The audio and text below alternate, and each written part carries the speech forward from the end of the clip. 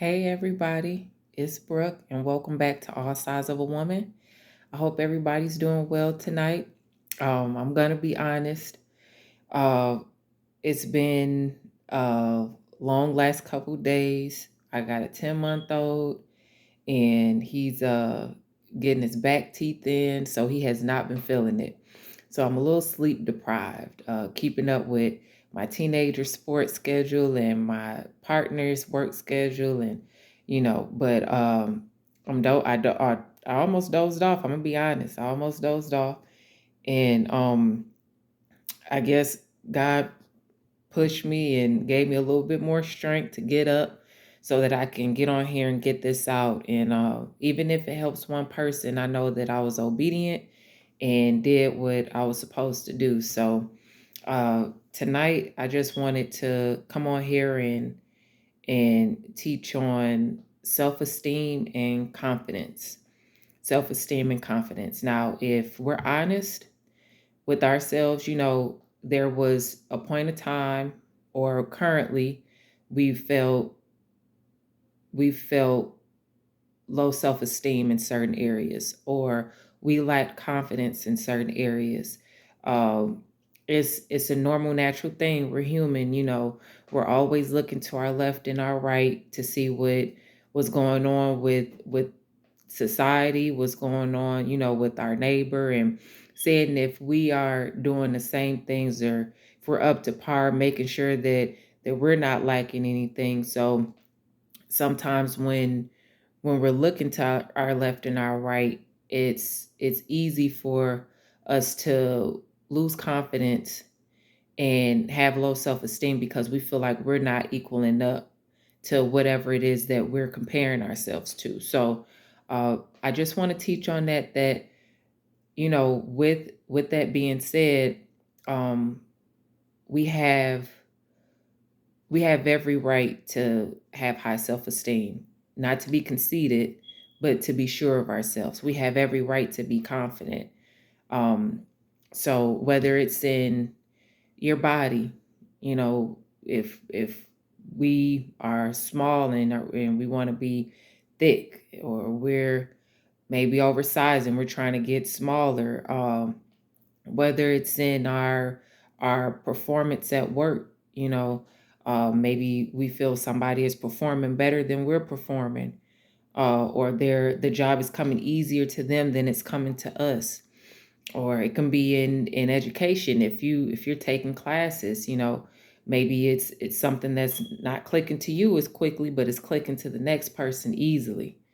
you know when you go through situations like that, in our relationships as well, um making sure that we are everything that our partner wants and desire, because of what society is showing that is supposed to be a beautiful woman. Um so when those things come up, it does test your self-esteem, it does test your confidence. So I just want to teach on the fact that uh, God want us to be confident. God want us to have high self-esteem. So I'm going to jump right into it. Let me start with the definition of self-esteem that I found. It says confidence in one's own worth or abilities and self-respect. So having confidence within ourselves, within our words, with what we do, um that's what the breakdown of self-esteem is. And the scripture that I was led to is Psalm 139:13 through 14, and it reads, "For you created my innermost being. You knit me together in my mother's womb. I praise you because I'm fearfully and wonderfully made. Your works are wonderful. How well I know it." So it's letting us know God made us all unique. He didn't make us, we're not robots. We're not clones of the same thing. We look different, and we have a different presence for a reason. And so if it's saying that we're fearfully and wonderfully made, that means that we are wonderful in our own way, whatever that may be. So the things that you might not necessarily like about yourself, you know, embrace it. Start embracing it. And if it's something that's attached to health, you know, go ahead and take the steps to do something about it. I'll use myself as an example. I've always been skinny. So now I'm a small frame woman, I'm a small frame woman. And it wasn't until recently where I had my baby, and then my partner stuffed me with food, because he likes to feed me, which I'm grateful for. Uh, it wasn't until then I started picking up on weight, and it was good for me. It was healthy for me because I was underweight, So, and I'm still small frame, but I'm not as thin as I once was, in my 20s and uh in the beginning of my 30s. So, if it's a health situation, then of course, do what you have to do to change that within your body, because you want to be healthy. But um but if it's something that's just natural, embrace it. Embrace it. you know um you were wonderfully made, so there is something wonderful about you. And the right people will see that. And the people that don't see it, they're not the right people. They're not the people that you're supposed to surround yourself with. And you're not supposed to you're not supposed to sit in that type of energy where someone makes you feel less than, you know and like I said, it's not just about the body. It can be anything. If they make you feel uh less than a person because of intelligence, um any of those things, like if they're going out their way to make you feel like you're less than, mentally, physically, emotionally, that's probably not the environment you need to be in. Um so the next um, topic is confidence. And the definition I found says the feeling or belief that one can rely on something, a firm trust, the state of feeling certain about the truth of something. So being confident is believing, believing in what we're doing, in ourself, in our actions, believing in what we're working on, the state of being certain. Like, if for example, I have to have confidence as a mom. If I lack confidence as a mom, my kids are going to look at me like, do you got this? Are you sure you know what you're doing? You know, although we don't have all the answers as parents, that's not the case at all.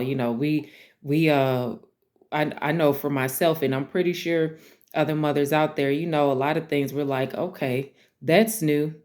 We gotta kick back and kind of learn certain things. But to be confident in it means to get up every morning and, okay, I know they have to eat, I know they have to go to school, I know I have to pay attention to certain things, to know if something's bothering them, to know if they're needing a little extra attention. It can be small things. So to have confidence means to be certain in yourself, of what you're doing, of the activity that you perform on a day-to-day basis.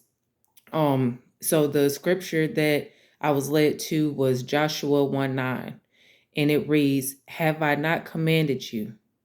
Be strong and courageous. Be not afraid, do not be dismayed, for the Lord your God will be with you wherever you go. So that's telling us, even if we don't have the confidence that we need within ourselves, have it in God.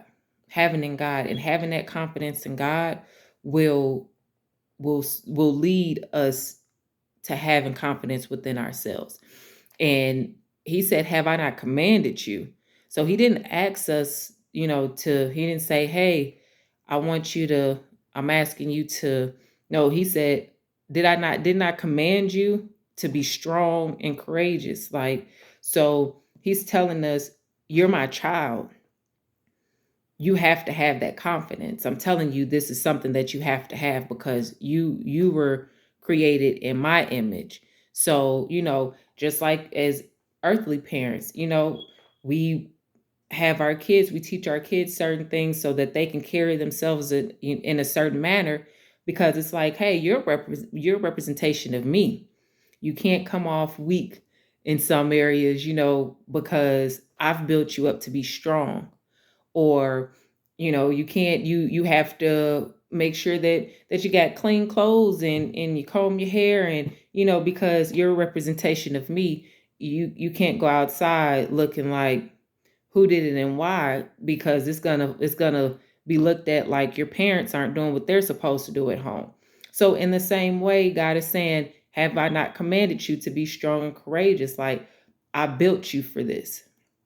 I made you for this. So I'm going to need you to dig deep into what I put in you, and carry this thing out. So, you know, at the end of the day, I know that there's a lot of things, or a lot of reasons to compare ourselves to this or to that. But I want you to get in the word and recognize that God made us individually for a reason.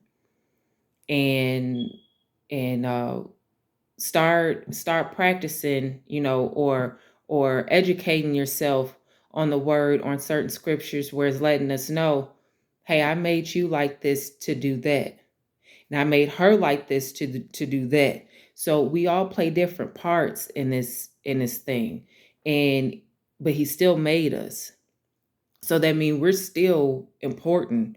We're still his creation. We still hold a lot of value because he made us at the end of the day.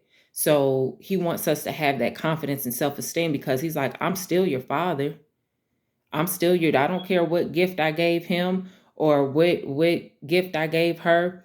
I gave y'all what I gave y'all to carry out what I need you to carry out. And you're my child at the end of the day.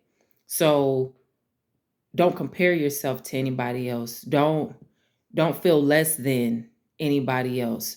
Know your importance. Know that it was put in you to have that high self-esteem and to have that confidence in yourself. So I hope that helps somebody, and just practice it daily until it becomes a natural thing. And I promise you, it'll start showing. It'll start showing. People will be able to notice that, hey, they have a different glow about them, or they're moving a different way. And it's because, yeah, no, because I'm a child of God, and he created me, and I'm sure of myself. And I'm not only sure of myself, but I'm sure of what I'm doing. So, like I said, I hope that helped somebody. And I thank y'all for listening. I'll check in with y'all later.